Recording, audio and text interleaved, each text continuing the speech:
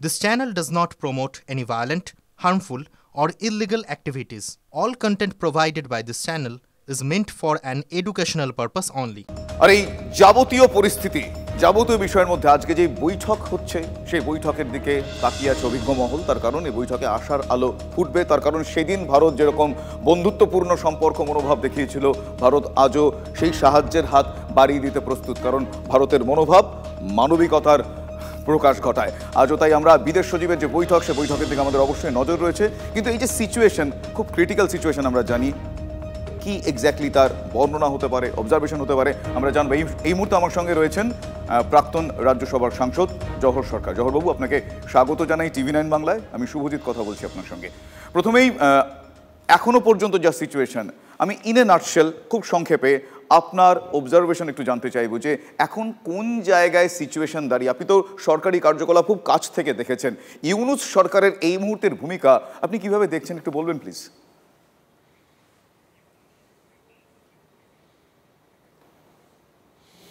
আমার নিজের মনে হয় যে ইউনূস যেভাবে সামলানোর কথা ছিল বোধহয় সামলে উঠতে পারছে না। বাংলাদেশে কিন্তু ওকে ক্ষমতায় শুধু ছাত্ররা আনেনি, ইসলামিক ছাত্র শিবির আনেনি, ওকে ক্ষমতায় যত রকমের হাসিনা বিরোধী ফোর্স ছিল তারা সকলে মিলে পাওয়ারে।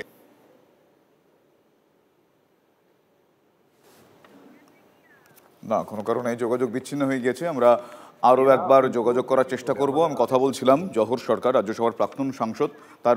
তাকে আমি, জওহরবাবু শুনতে পাচ্ছেন এবার?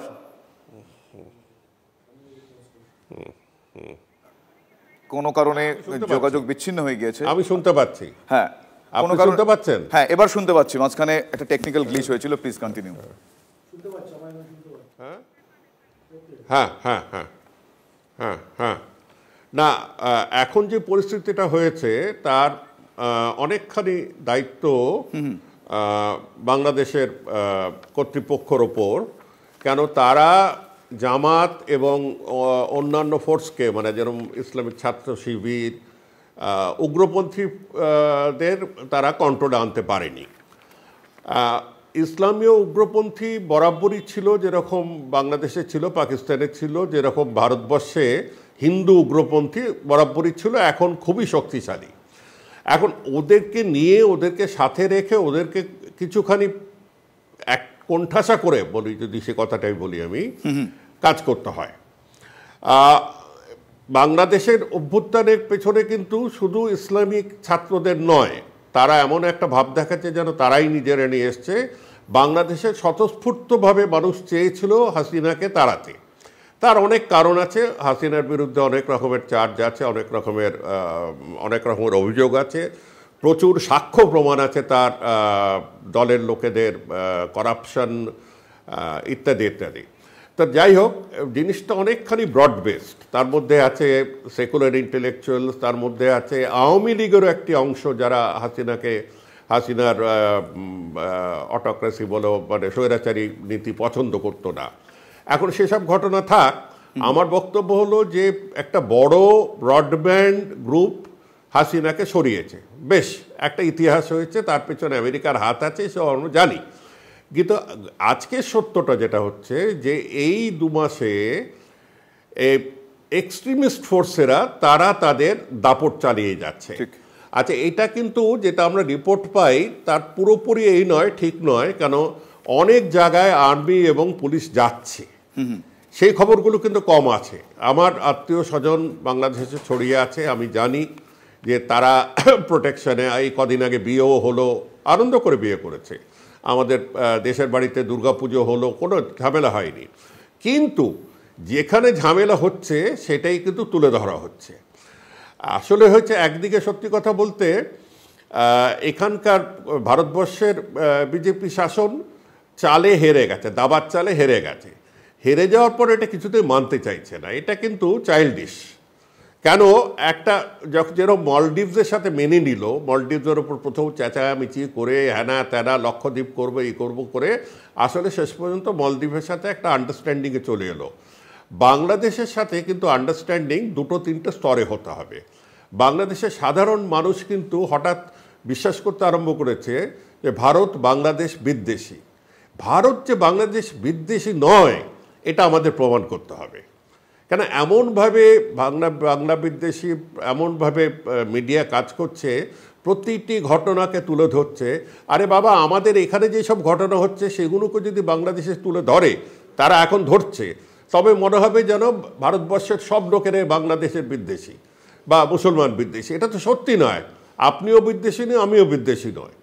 এখন মুশকিল হচ্ছে ঢাকা তাদের বিদ্বেষটা এমন হুমকির পর্যায়ে চলে যাচ্ছে, তারা হুমকি দিচ্ছে যে আক্রমণ করবেন, কলকাতা দখল করে নেবেন, বিহার উড়িষ্যা বর্ডার দখল করে নেবেন, তারা লং মার্চ করবেন প্রকাশ্যে বলছেন, এবং সরকার চুপ করে আছে। মানে মৌনতা সম্মতির লক্ষণ আমরা এর আগেও শুনেছি। তাহলে সেক্ষেত্রে সেই বিষয়টা কি করে এই সাহসটা তারা পাচ্ছেন? তারা তো তাদের ক্ষমতা সম্বন্ধে ওয়াকিবহাল। এগুলো তারা প্রতিটি তাসের বাক্সতে আপনি দুটো করে জোকার পাবেন। হ্যাঁ, দুটো করে জোকার দেয়। বাংলাদেশে এই মুহূর্তে দেখা যাচ্ছে এই তাসের প্যাকে একটু বেশি জোকার হয়ে গেছে। হ্যাঁ, এরা জোকার ছাড়া আর কিচ্ছু না। এরা জোকার ছাড়া, বাংলাদেশের মানুষও তাদের জোকার মনে করে। তা কি করে এইসব উল্টোপাল্টা কথা বলে শুধু রাগ করাবার জন্যে? কেন তাদের পুরো স্বার্থটাই হচ্ছে যে বাঙালি হিন্দুর ওপর একটু আক্রোশ দেখানো, আর হিন্দুস্তান, ওরা ভারতবর্ষ, ইন্ডিয়া বলে, ওরা ভারতবর্ষ বলতে চায় না, ইন্ডিয়ার মানুষকে একটু খেপানো। কারণ তারা একটা পাকিস্তানি এজেন্ডা ফলো করছে। তাদের পয়সা আসে মধ্যপ্রাচ্য থেকে, তাদের পয়সা এবং সাহায্য দিচ্ছে পাকিস্তান। আজকে নয়, বরাবর দিয়ে এসছে। তা তাদের এজেন্ডাতে আমরা যদি ক্ষিপ্ত হয়ে যাই, তাদের এজেন্ডাকে হেসে উড়িয়ে দেওয়া উচিত। আচ্ছা, একমাত্র হেসে উড়ে। এখন ইউনুস এক বৃদ্ধ ভদ্রলোক, তিনি কথা করছেন না, স্টেটমেন্ট করছেন না, এগুলো একদম ঠিক নয়। কিন্তু ঠিক নয় বলে আমরা ক্ষিপ্ত হয়ে যাব, সেটাও ঠিক নয়। আরো একটা বিষয়, আজকে এই পরিস্থিতির মধ্যে বিদেশ সচিবের যে বৈঠক, সেই বৈঠকের দিকে আমরা তাকিয়ে রয়েছি। বিদেশ সচিবের সেই বৈঠকের দিকে আমরা তাকিয়ে রয়েছে। আজকে ইউনুসের সঙ্গে আলোচনাটা সম্ভাবনা, সেক্ষেত্রে আপনি কতটা আশার আলো দেখছেন? সেক্ষেত্রে পরিস্থিতি কতটা ঠিক দিকে যেতে পারে বলে মনে হয়?